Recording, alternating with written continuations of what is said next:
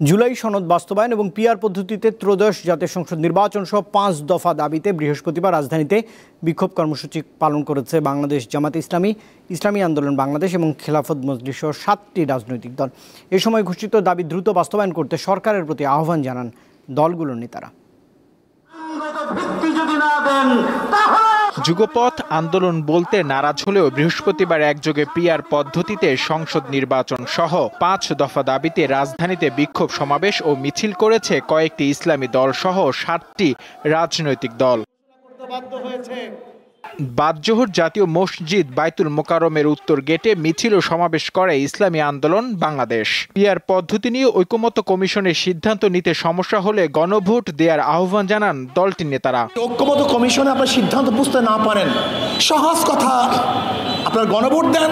যদি উপরের ইঙ্গিতে আপনি পিআর নির্বাচন দিতে গড়িমসি করেন, তাহলে জনগণ ঐক্যবদ্ধভাবে আপনাকে বাধ্য করবে পিআর নির্বাচন দেওয়ার জন্য। জুলাই সনদের ভিত্তিতে জাতীয় নির্বাচন সহ ৬ দফা দাবিতে বিক্ষোভ করেছে খেলাফত মজলিস। জাতীয় প্রেস ক্লাবের সামনে আয়োজিত সমাবেশে দলটির নেতারা বলেন, অন্তর্বর্তী সরকারকে জুলাই সনদ বাস্তবায়নের দায়িত্ব নিতে হবে। এই সরকারের আমলেই এই জুলাই সনদ বাস্তবায়ন করা শুরু হোক, আমরা এটা চাই। জনগণের পক্ষ থেকে আমরা দাবি জানিয়েছি, এটা অবিলম্বে বাস্তবায়নের ব্যবস্থা করতে হবে। পিআর পদ্ধতিতে নির্বাচন সহ ৫ দফা দাবিতে বাইতুল মোকাররমের দক্ষিণ গেটে বিক্ষোভ সমাবেশ করে ঢাকা মহানগর উত্তর ও দক্ষিণ জামায়াত ইসলামী। সমাবেশে অংশ নিতে জোহরের নামাজের পর থেকেই সমাবেত হতে শুরু করেন জামায়াত ইসলামের নেতাকর্মীরা। বিক্ষোভ সমাবেশে জামায়াত নেতারা অভিযোগ করেন, জুলাই সনদ বাস্তবায়ন না করেই চাপের মুখে নির্বাচন দিতে চাইছে সরকার। আলোচনার টেবিলে যাচ্ছি, কিন্তু সেই আলোচনার সফলতার মুখ পাচ্ছি না।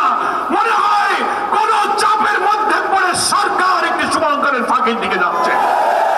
গণভোট দেওয়ার আহ্বান জানিয়ে তিনি বলেন, পিআর পদ্ধতি এবং জুলাই সনদের ভিত্তিতে জাতীয় নির্বাচন হতে হবে। সংস্কারের বিষয়গুলোকে জুলাই সনদে অন্তর্ভুক্ত করে এটাকে কনস্টিটিউশন ওয়ার্ডার সংবিধান আদেশ দিয়ে এবং গণভোটের মাধ্যমে নির্বাচনের আগেই আইনি ভিত্তি দিতে হবে। সমাবেশ শেষে বিক্ষোভ মিছিল বের করেন জামায়াত ইসলামীর নেতাকর্মীরা। মিছিলটি 0 পয়েন্ট ও প্রেস ক্লাব হয়ে শাহবাগে গিয়ে শেষ হয়। নূর আলম, দীপ্ত সংবাদ, ঢাকা।